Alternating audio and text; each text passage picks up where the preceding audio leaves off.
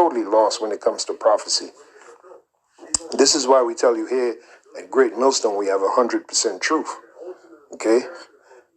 And that no man might buy or sell, save he that had the mark, or the name of the beast, or the number of his name.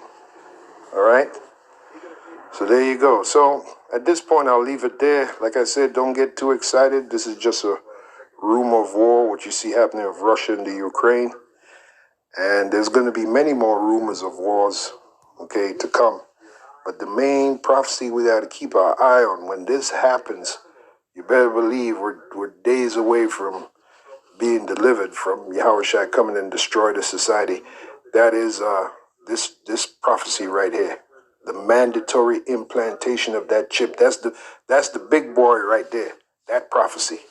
When that comes into being, full force, you can write it up, man. Yahushua is on his way.